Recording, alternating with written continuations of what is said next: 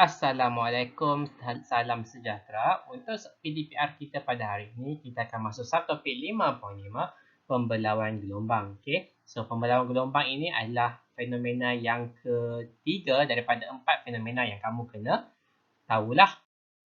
Okay, macam biasa, sebelum kita masuk ke subtopik 5.5, kita tengok dululah standard pembelajaran dia. Okay, kalau kita perhatikan standard pembelajaran untuk keempat-empat fenomena ni actually lebih kurang sama saja. Okay? So, yang pertama, menghuraikan pembelauan gelombang dari aspek panjang gelombang, frekuensi, laju, amplitude dan juga arah perambatan gelombang. Okay? So, maksudnya kita kena tahulah apa yang berlaku kepada suatu gelombang, okay, dari segi panjang gelombang, frekuensi, laju, amplitude dan arah perambatan selepas gelombang itu dibelaukan. Okay, yang kedua, menentukan faktor-faktor yang mempengaruhi pembelauan gelombang. So, kena tahulah apakah faktor yang mempengaruhi pembelauan gelombang. Yang ketiga, melukis gambar rajah untuk menunjukkan corak pembelauan gelombang air dan kesan pembelauan cahaya. So, kat sini kita akan fokus pada gelombang air dan juga pembelauan gelombang cahaya. So, kena tahulah cara lukis dia. Okay? Dan yang keempat, menjelaskan aplikasi pembelauan gelombang dalam kehidupan seharian. So, apa guna pembelauan ini dalam kehidupan seharian kita nanti? Okey, so kita masuk topik 5.5, pembelauan gelombang. Gambar foto 5.12 menunjukkan benteng yang dibina di Marang, Terengganu. Apakah yang menyebabkan muka gelombang air laut di kawasan A dan kawasan B mempunyai bentuk yang berlainan? Muka gelombang air laut berubah daripada muka gelombang satah di kawasan A kepada muka gelombang membulat di kawasan B. Hal ini menunjukkan bahawa gelombang air laut mengalami penyebaran semasa merambat melalui celah pada benteng. So, dekat-dekat ini mengalami penyebaran lah. Gambar foto 5.12 menunjukkan fenomena yang dikenal sebagai pembelauan gelombang. Pembelauan gelombang boleh berlaku kepada gelombang air, cahaya dan juga bunyi. Okay, ini adalah gambar raya. Kita tengok dekat A ni, okay. Muka gelombangnya adalah, apa kata, kita boleh kata hampir satah lah. Okay, hampir satah. Okay, kemudian tiba-tiba sampai sahaja dekat celah ini, okay, kita boleh nampak sini seperti dia bentuk membulat. Okay, muka gelombangnya berubah menjadi muka gelombang yang membulat. Okay, kat sini berlakulah perubahan dari segi muka gelombang. So, ini disebabkan oleh penyebaran. Okay. So, apa ini penyebaran sebenarnya? Penyebaran ini sebenarnya adalah pembelauan jugalah. Okay, pembelauan dengan penyebaran adalah benda yang sama. Andai kata soalan tanya apakah itu pembelauan gelombang, so kamu boleh jawab keyword kat sini adalah penyebaran. Okay. Okay, tentang aktiviti 5.15. Dalam aktiviti 5.15 ini nanti kita tengok dulu sekali lalu. Kemudian kita akan tengoklah dia biasanya kalau kamu join PDPR selama ni, selepas aktiviti dia akan teranglah apa yang berlaku. Okey, pembelauan gelombang air. So, kalau melibatkan pembelauan gelombang air, so gelombang air mesti gunakan tangki riak dan aksesorinya lah. Okey, stroboskop digital xenon serta penghalang. Okey, so keyword kat sini adalah penghalang. Okey, pembelauan, nak tahu dia pembelauan, okey, nampak perkataan penghalang, okey, ataupun celah. Okey, nampak perkataan dua ni, salah satu daripada dua ini, okey, so automatik ini adalah fenomena pembelauan. Okey, itu keyword dia. Nak tahu ini fenomena apa. Nampak perkataan penghalang, celah. Okay. So, itu adalah fenomena pembelauan. Okay, ini susunan radas dia. Okay, kita boleh nampak kat sini dia tak penghalang. Okay, dua penghalang. So, secara tak langsung masukkan celah lah. Inilah celah dia. Okay, itu adalah celah dia. Okay, so penggetar ni dia menggunakan penggetar satah. Okay, jadi kita boleh nampaklah warna putih kat sini. Nampak tak ada warna putih kat sini? Yang line ni. Line ni ke warna putih. Okay, so itu adalah muka gelombang satah lah. Okay. Kemudian bila muka gelombang ini melalui celah yang kecil ini, so dia akan menjadi bentuk bulat seperti gambar rajah foto 5.12. Okay. So kat sini kata letakkan penghalang, membentuk celah dan saiznya membentuk celah yang saiznya hampir sama dengan panjang gelombang. So saiz celah ini adalah sama dengan panjang gelombang ni. Ini panjang gelombang dia.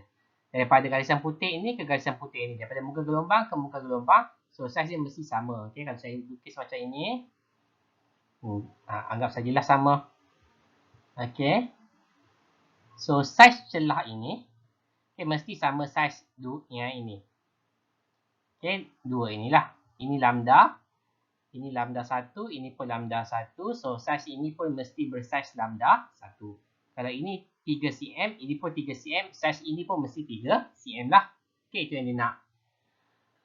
Okey, letakkan penghalang. Okey, kemudian matikan penjana gelombang dan tunggu sehingga air dalam tangki reak menjadi tenang. So, kita kena tunggu air jadi tenang. Kemudian hidupkan semula.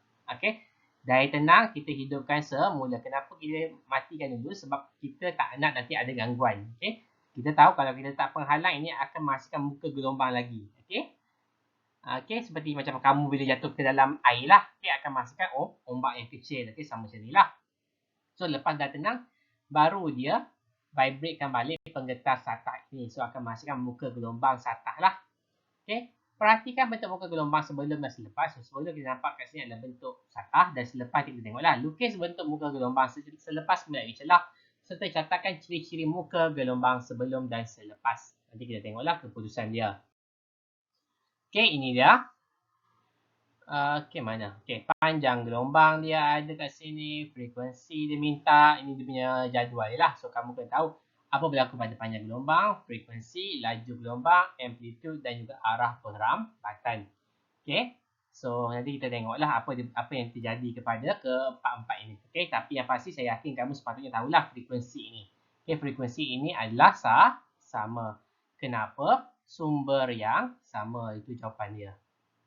Okey, ini macam soalan bonus lah. Kalau soalan tanya apakah berlaku pada frekuensi sama. Terangkan jawapan anda. Sumber yang sama. Okey, sorry.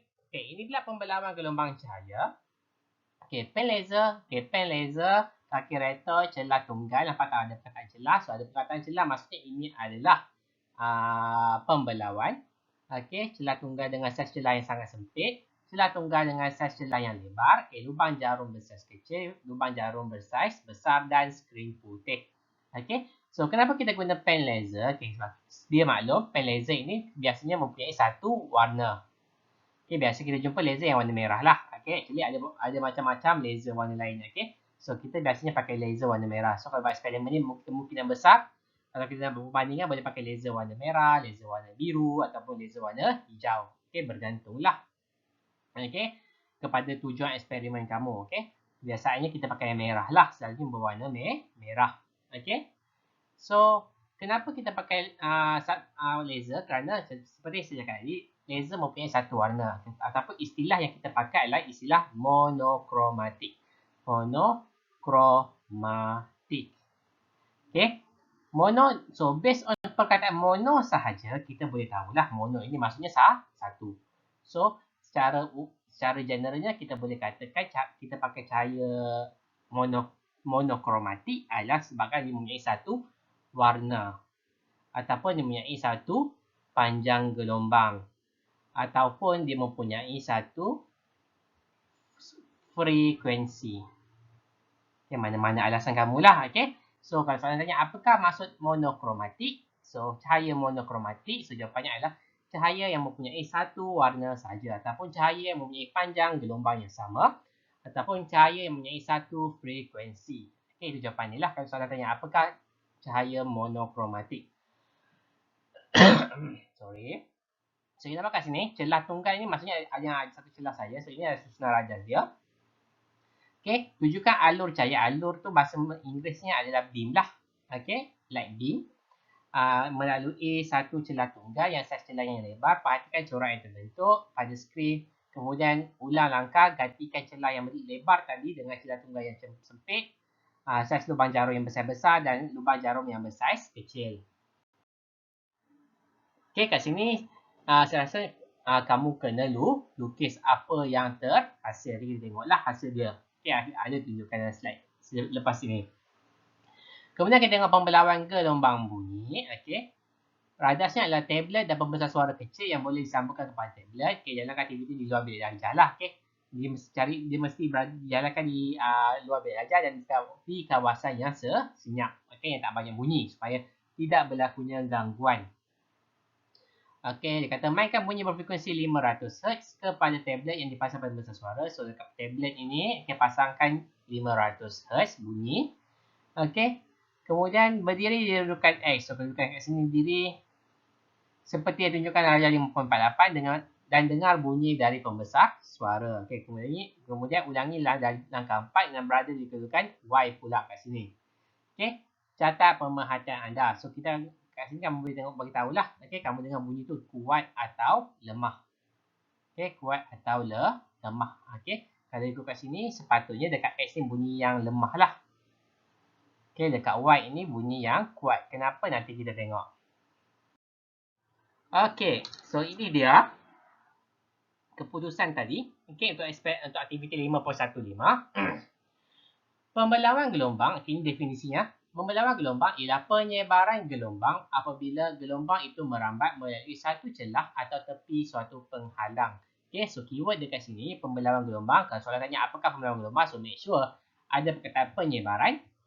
Okey, celah dengan penghalang. Okey, mesti ada 3 keyword ini. Okey, wajib ada. Okey, 3 keyword ini. Okey, so kita kat sini pula. Ciri-ciri gelombang ini merujuk kepada ketiga-tiga gelombang tadilah.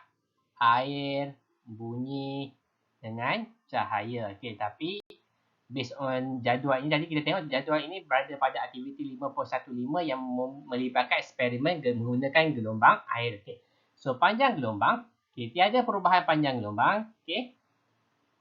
Okey, ini kenapa tiada perubahan gelombang? Okey, kerana laju gelombang tidak berubah. Okey, laju gelombang sebelum dengan selepas pembelauan, sebelum melalui celah dengan selepas melalui celah, lajunya tidak berubah. Jadi, gelombang itu tidak mengalami panjang gelombang. Okey, maksudnya dekat sini.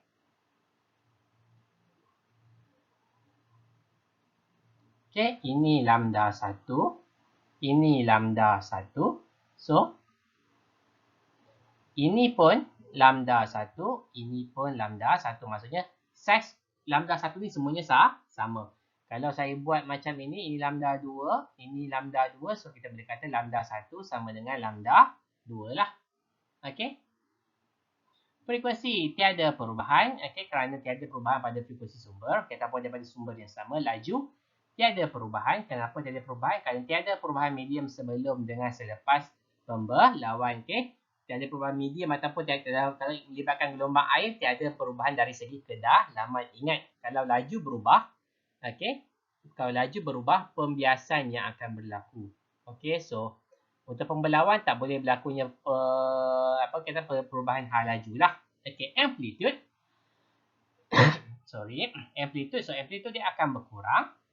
Kenapa? Tenaga gelombang tersebar meliputi kawasan yang lebih luas selepas dibelau. Okey. So, gelombang itu akan lebih tersebar lah. Ataupun biasanya saya akan cakap kat pelajar. Okey. Macam mana kita? Okey. Kita assume, kita anggap, kita tahu gelombang ini sebenarnya membawa tenaga di mana amplitude ini, okey, amplitude ini diwakili oleh tenaga. So, kita assume dalam satu kelas, macam kelas kamu ada 35 orang. Okey. So, apa yang berlaku adalah kita anggap 35 orang ini adalah tenaga. Tenaga yang ada dalam suatu gelombang. So, kita tengok kalaulah pintu kelas kamu kan biasa ada 2 kan. Macam ini. Okey. Kita buka satu saja. So, tak ramai yang boleh keluar. Okey. Tak ramai yang boleh keluar kerana celah ini adalah kecil. Kerana pintu itu saiznya adalah kecil. So, tak ramai yang boleh keluar. Jadi, tenaga yang keluar dekat sini adalah sedikit. Okey, kerana ruang ini kecil. Celah ini kecil. So, tak semua tenaga boleh masuk. Macam kamu lah, kalau pintu kecil, okay, ramai-ramai tak boleh keluar banyak-banyak. Okay, mungkin 2 orang boleh keluar serentak. Okay, melainkanlah kalau kamu pecahkan dinding kelas kamu tu, so ramai-ramai boleh keluar. Okay, itu dia punya analogi lah. Okay, kita anggap kamu 35 orang ni adalah tenaga dalam gelombang. So, kalau ada pintu yang kecil, tak ramai boleh keluar secara serentak. So, sebab itulah gelombang itu, panjang tenaga itu berkurang. So, bila tenaga berkurang, kita tahu dah amplitude pun akan berkurang. Okay, kerana kalau macam ini, so ini amplitude, in case kamu lupa, ini adalah amplitude. Jadi, kat sini kita kata tenaga adalah tinggi. Kalau macam ini amplitude dia. So, kita kata kat sini tenaga adalah rendah lah. Okay, semakin bertambah amplitude, semakin bertambah tenaga. Okay, arah perambatan. Okay, arah perambatan mula-mulanya macam ini saja. Satu arah saja. Okay, kemudian lepas mulai pembelauan, dia akan tersebar macam ini. Okey, dia akan tersebar. So, dari satu arah kepada banyak arah. Satu arah ini sebelum, banyak arah ini adalah selepas, kerana apa? Muka gelombang tersebar. Okey, itu makna definisi dia lah. Okey. So, ini adalah corak berlawan gelombang air yang tadi, yang eksperimen tadi. Okey, ini adalah gelombang bunyi yang eksperimen tadi. Bukan eksperimen lah, aktiviti 5.1. 5, so kita boleh nampak kat sini. Ini satu arah saja. Kemudian, natural so ada banyak arah. Okey, jadi di sini pun ada juga. Okey, jadi setiap arah ini ada. Okey, cuma kalau kamu tulis semua serabut, tengok dia nanti. Okey, so kita boleh kata kat sini, lambda sini dengan lambda sini adalah sama. Okey. Okey, ini adalah pembelauan. Okey, pembelauan untuk gelombang bunyi pula. Okey, gelombang tersebar mengelilingi penjuru bangunan. Okey, maksudnya even kat sini pun kamu masih lagi boleh dengar. Okey, tapi kemungkinan besar bunyinya tak kuat lah. Okey, so ini pula adalah pembelauan gelombang air. Okey, ini pula ini dia menggunakan laser berwarna merah ya. Kenapa ini laser warna merah? Okey. Corak berlawan celah tunggal. So, kalau kita pakai satu celah yang satu saja, okey, so kita akan nampak kat sini kat tengah-tengah ini dia akan cerah, okey. Kemudian dia akan selang-seling. Kamu tengok kat sini dia akan selang-seling. Semakin ke kiri atau semakin ke kanan, okey, dia berselang-seling. Merah gelap, merah gelap. Yang saya merah ini kita panggil sebagai jalur cerah lah. Okey, jalur cerah. Yang gelap itu kita panggil sebagai jalur gelap. Okey. Apa yang berlaku sebenarnya kalau kita tengok kat sini, makin lama warna merah itu, jalur cerah itu akan hilang, manakala jalur gelap itu akan semakin ketara. So, apa yang berlaku sebenarnya, saya padam semua ni ya. Okey, kalau dari segi lukisan, kita akan lukis macam ini. Okey, kat tengah ini akan ada jalur cerah jalur cerah tengah. Okey, jalur cerah tengah.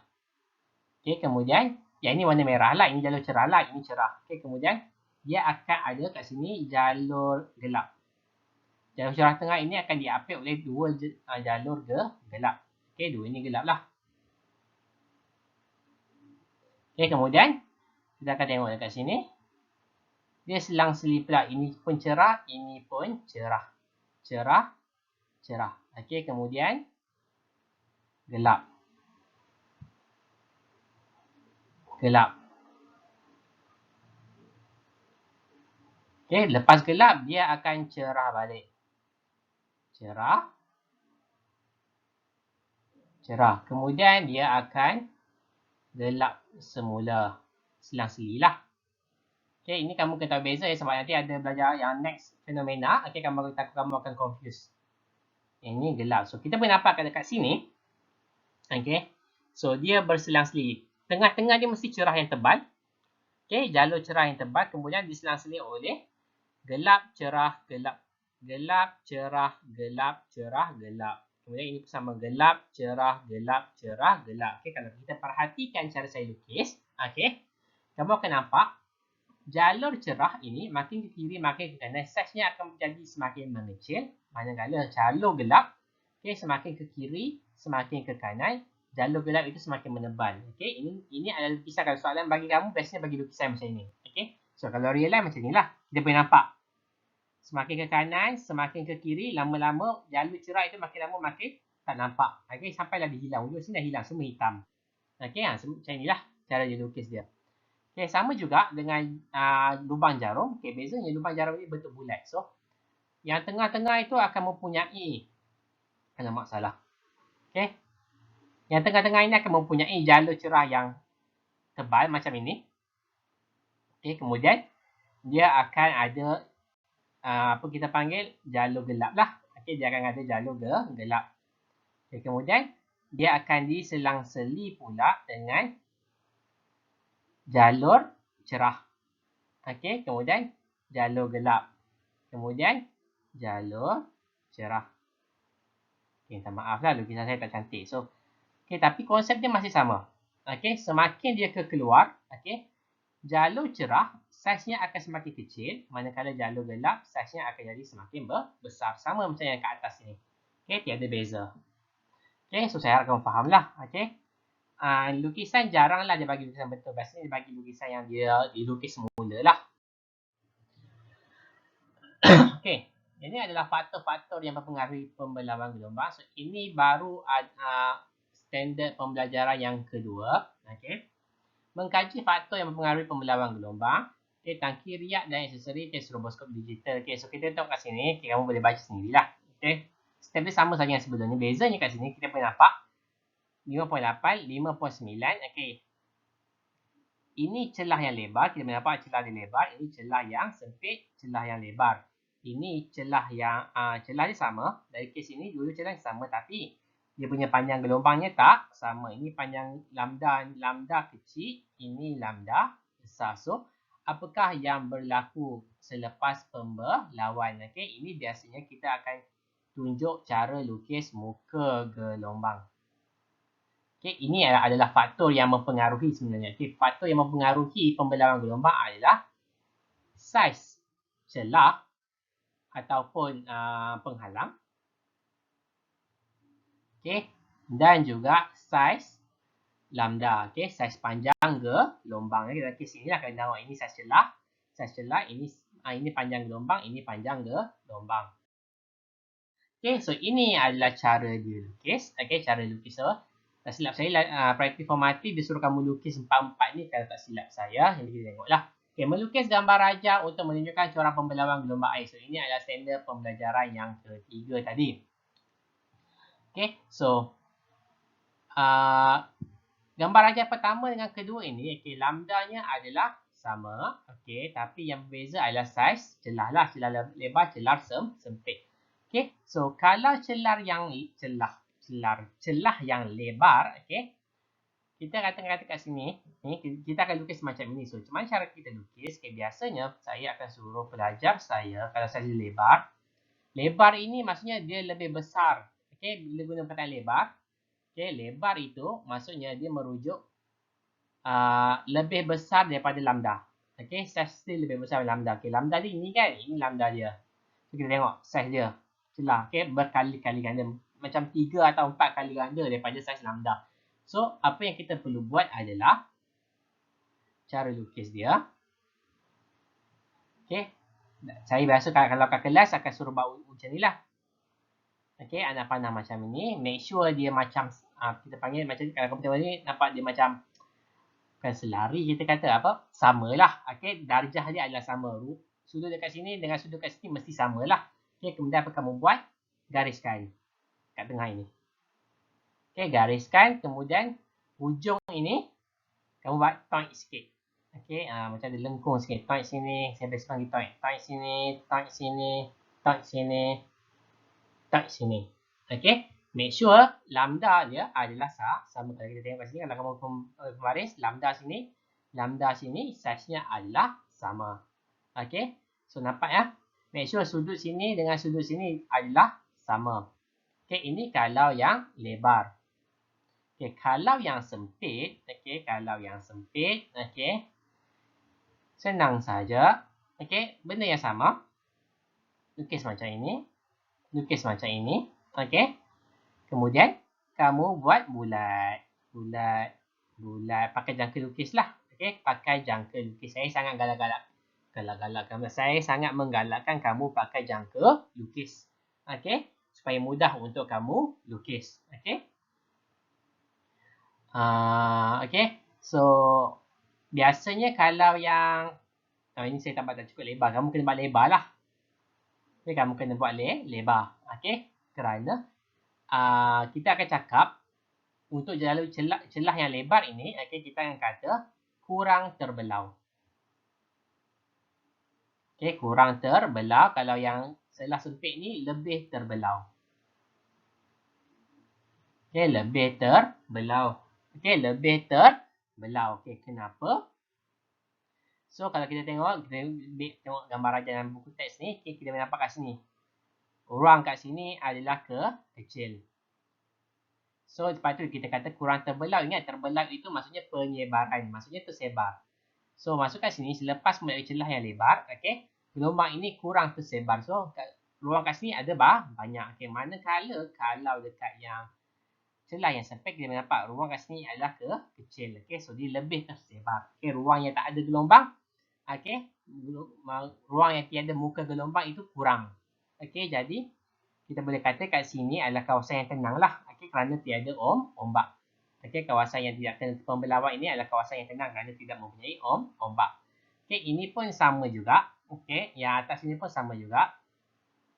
Kalau panjang gelombang dia pendek, tapi saiz celahnya adalah tak sama juga. Okey, kalau kita tengok pun sini sebenarnya, saiz celah ini adalah lebar, celah ini adalah lebar juga sebenarnya. Kalau nak dibandingkan dengan muka gelombang yang kat sini. So, sama konsep je lah dengan atas ni. Okey, benda yang sama. Okey, so ini pun kita kata kurang terbelau ataupun kurang tersebar.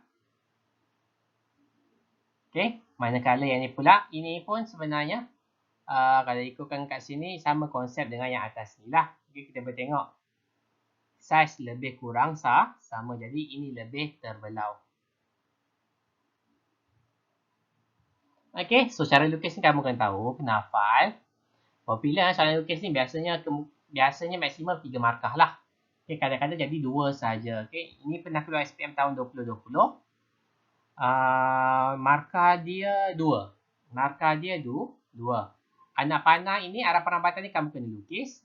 Okey. Dan juga muka gelombang ni bentuk dia mesti cantik lah. Baru kamu dapat 1 markah dan 2 markah. Okey, ini adalah kesan pembelawan gelombang dipengaruhi oleh saiz, celah dan panjang gelombang. Okey, ini tadilah. Okey, saya dah beritahu tadi dah. Okey, kesan pembelawan gelombang. Okey. Panjang gelombang tetap, so saiz celah lebar, saiz celah sempit.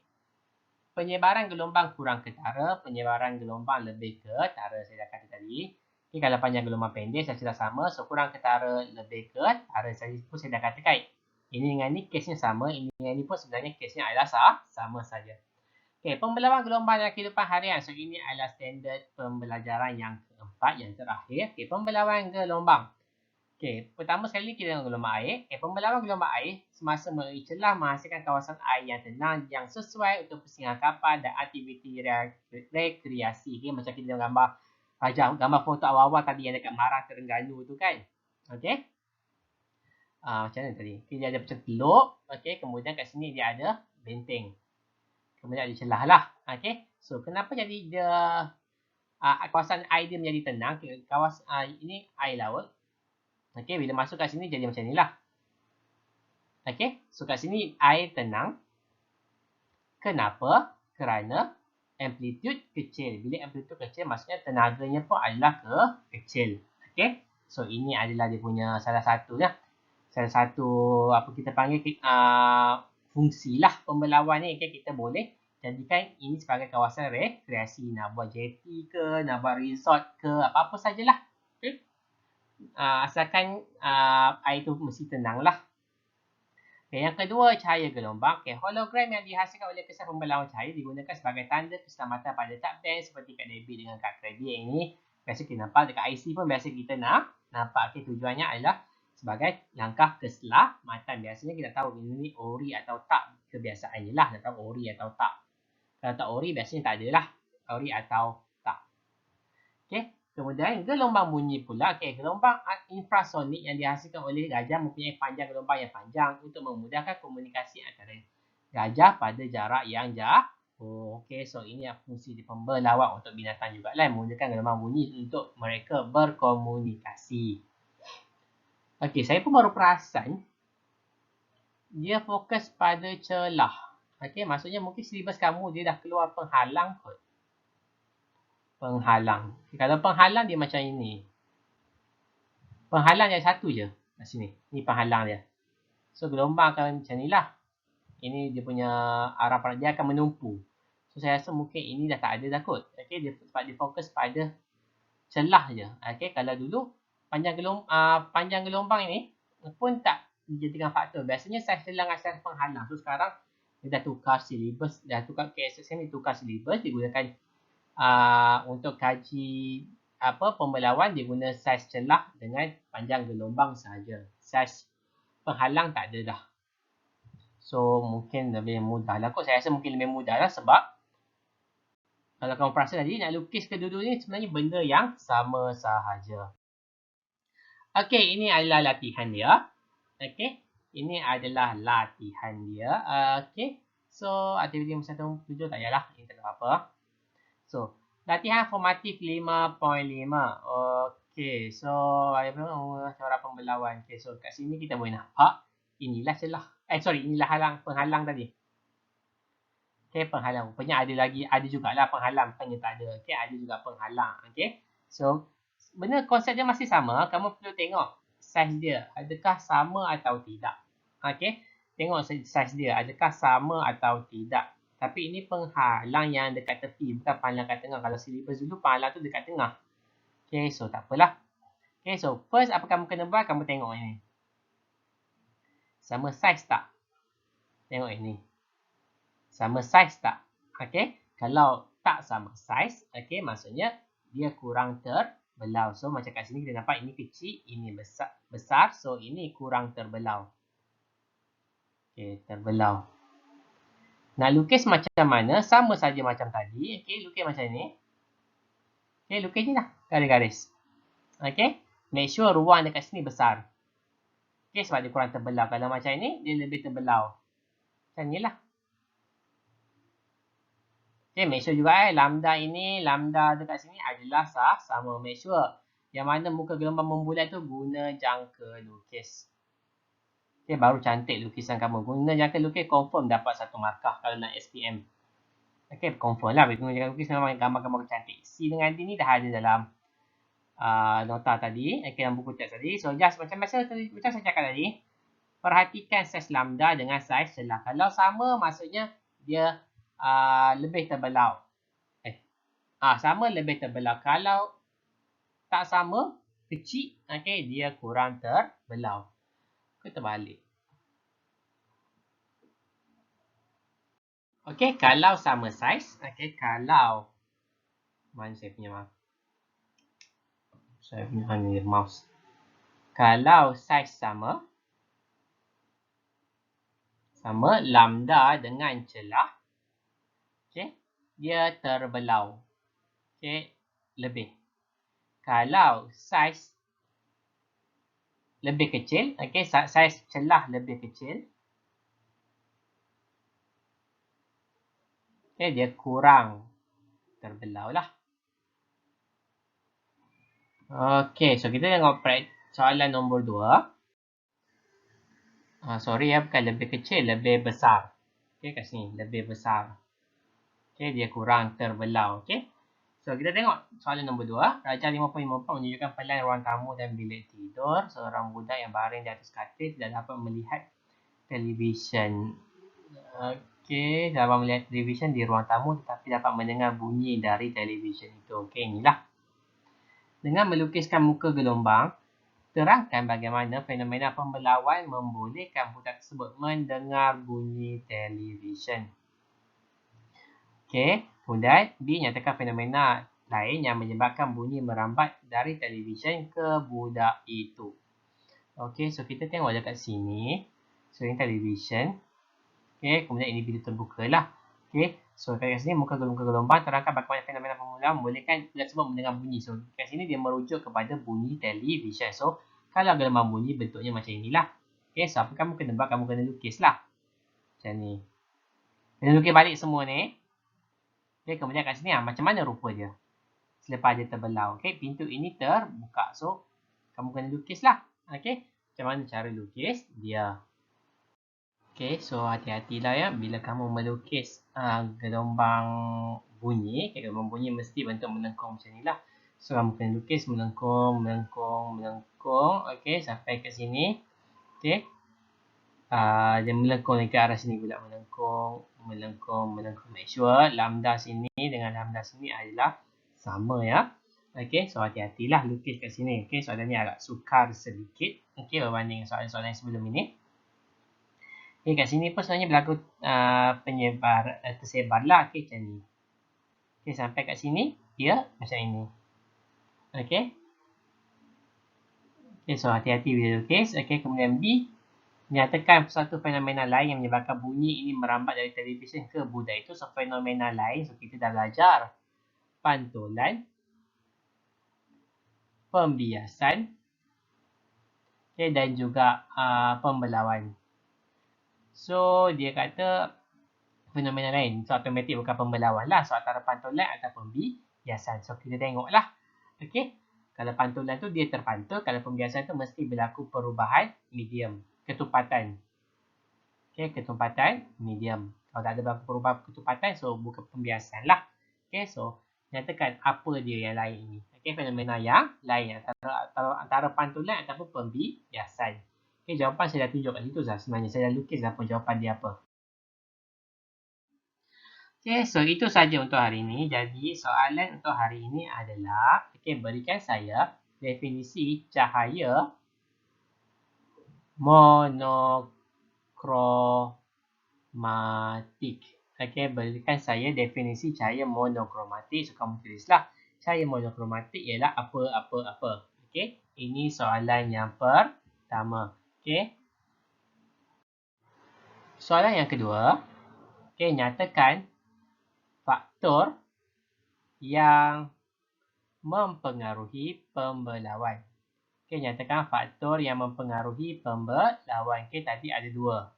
Okey, ada dua faktor yang mempengaruhi pembelawan. Okey, so tulislah faktor yang mempengaruhi pembelawan ialah apa dan apa. Okey, so itu sahaja untuk hari ini. Sekian, terima kasih.